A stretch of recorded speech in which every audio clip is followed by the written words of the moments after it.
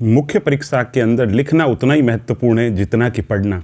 सिर्फ पढ़ने से चयन नहीं होता, उसके लिए याद करना पड़ता है, अभ्यास करना पड़ता है, टेस्ट सीरीज़ के अंदर बार बार भाग लेना पड़ता है। उत्तर जो है, कोचिंग के जो नोट्स है या जो बुक्स आपने पढ़ी है उसके अंदर वैल्यू ऐड करनी पड़ती है।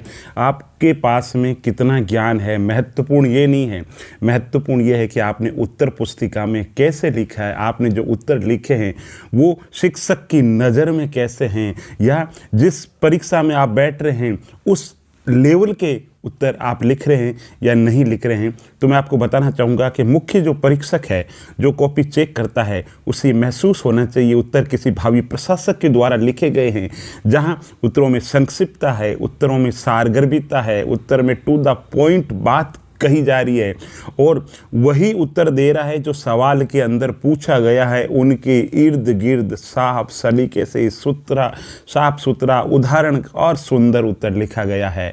और उत्तर लिखने के लिए बहुत ज़्यादा ज़रूरी है कि आपके उत्तर में तुलनात्मक दृष्टि हो, उत्तर में समसामयिकता का बोध हो, और जो सवाल पूछे जा रहे हैं उनमें जो टेलवर्ड है, आलोचना, समालोचना, विवेचना, उनके हिसाब से उत्तर आप लिख रहे हो या नहीं लिख रहे हो। तो दोस्तों, मुख्य परीक्षा की अगर मैं बात करूं, उत्तर लिखने के लिए सबसे पहले ज़रूरी है आपको सिलेबस याद होना चाहिए। सिलेबस शॉर्ट के अंदर सिलेबस के नोट्स बना लो, फिर देखो, है ना, माइंड के अंदर फ्रेमवर्क करो कि अगर जैव विविधता पूछा जा रहा है तो मैं जैव विविधता पे कैसे लिख सकता हूँ, डायग्राम कैसे बना सकता हूँ, मैं सारणी कैसे बना सकता हूँ, उत्तर को मैं समसामयिकता के साथ के अंदर कैसे जोड़ रहा हूं। इसी तरीके से जैसे वैदिक दर्शन है, वैदिक दर्शन के अंदर वैदिक धर्म है, इतना बड़ा टॉपिक है, उसको संक्षेप के अंदर मैं कैसे लिख सकता हूं। तो ये चीज़ें आपको आनी बहुत ज़्यादा ज़रूरी है।